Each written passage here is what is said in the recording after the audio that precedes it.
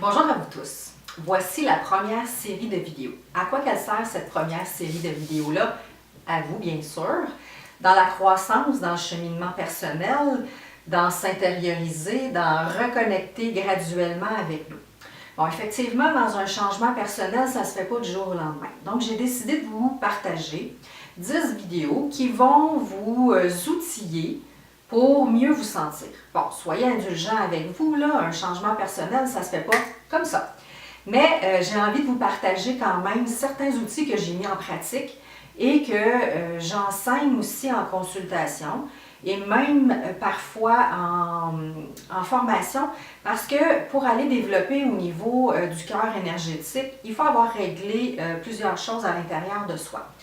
Donc, dans la première vidéo que je voulais vous partager pour vous reconnaître un peu plus et vous outiller, en fait, les mots bourreau, victime, sauveur, persécuteur. Qu'est-ce que ça veut dire ça? Ben, en fait, c'est des mots qui veulent, si on les écoute bien, un bourreau, c'est quoi? C'est quelqu'un qui impose des choses à l'autre. Mais je pense que vous le savez. Si vous trouvez le mot dans le dictionnaire, un bourreau, vous allez savoir c'est quoi. Mais si on le met par rapport à notre comportement, à notre attitude et parfois même nos actions, vous allez voir tout le sens. Et là, je dis bourreau, mais avant tout ça, la chose majeure, c'est être un observateur de nous-mêmes. Mais pour être un observateur de nous-mêmes, il faut avoir accepté, premièrement, de cheminer.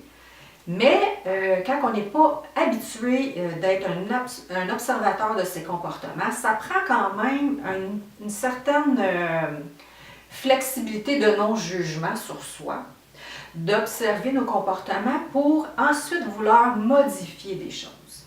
Donc, c'est peut-être des mots que vous allez faire comme « Ouh, c'est quoi ça un bourreau » et « Quoi ça une victime ». Une victime, bon, on entend victime, effectivement, s'il y a agression, tout ça, on utilise le mot victime. Par contre, on peut avoir un comportement, une attitude et des actions en considérant qu'on est toujours une victime.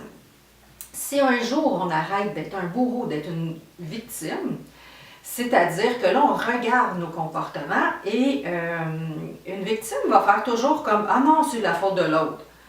Non, c'est parce que si c'était pas arrivé ça dans ma vie, ma mère, mon père, n'importe quelle agression, ça, tu sais, je serais pas comme ça aujourd'hui. » Par contre, je vous dis pas que j'ai beaucoup de compassion et d'humilité envers tout ce qu'on a vécu dans la vie. Chaque être humain a vécu son lot d'expériences de vie.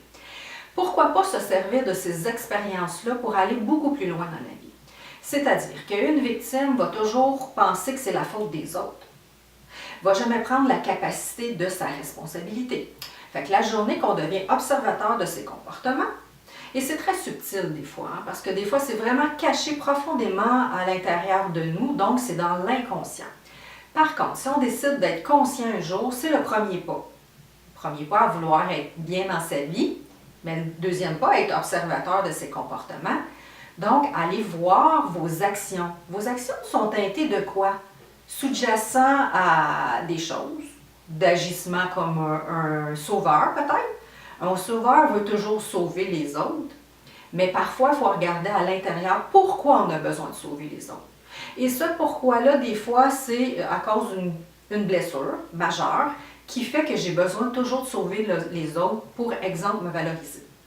Persécuteur, quelqu'un qui persécute tout le temps, constamment quelqu'un, allez voir pourquoi. Mais quand on débute un cheminement, il faut être un observateur de ses comportements, comme j'ai dit tantôt, dans le non-jugement.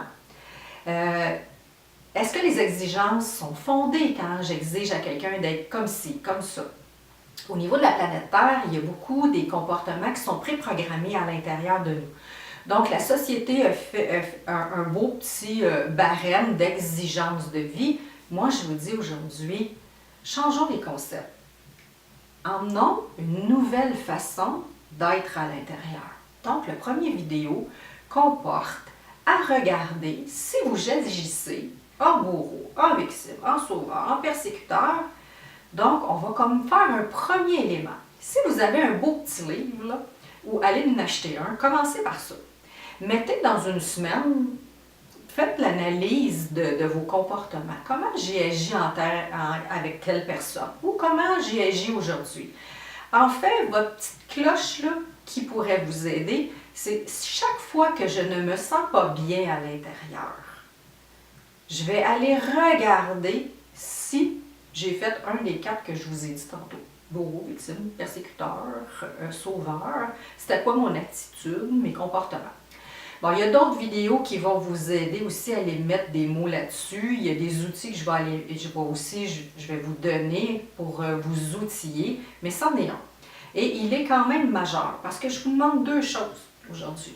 D'être un observateur ou tout du moins commencer à s'observer dans nos comportements, dans nos attitudes. Et ça, c'est pas ancré profondément chez l'être humain. Parce qu'on a une facilité de regarder les autres, mais on n'a pas une facilité de s'observer nous autres mêmes. Parce que parfois, ça serait douloureux de regarder qui on est vraiment.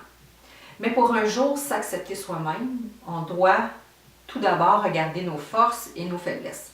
Bon, vous allez peut-être pouvoir aussi marquer quelques forces sur cette belle petite page-là que vous allez indiquer vos choses.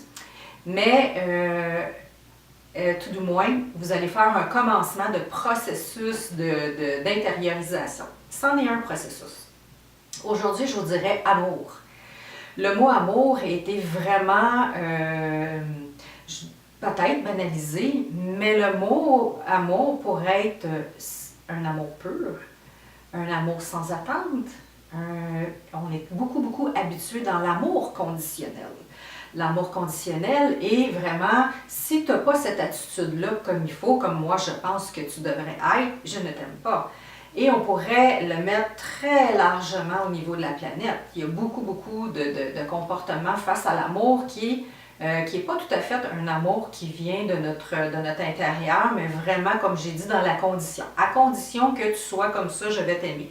À condition que tu sois comme ça, tu vas être correct. Sauf qu'à un moment donné, il faut s'observer dans nos comportements. Ça ne veut pas dire de tout enlever les lois et tout ça, mais la journée où l'amour part de soi, sans attente envers les autres, donc un amour pur, nos agissements seraient totalement différents.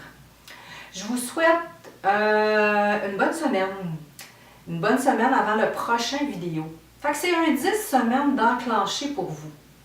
10 semaines où ce que vous allez pouvoir récolter un changement, mais aussi comprendre certains comportements que vous avez et peut-être même par la même occasion regarder qu'il y a certains comportements, patterns comme je pourrais dire, qui reviennent régulièrement. Fait que je vous souhaite une très belle semaine. On se revoit très bientôt.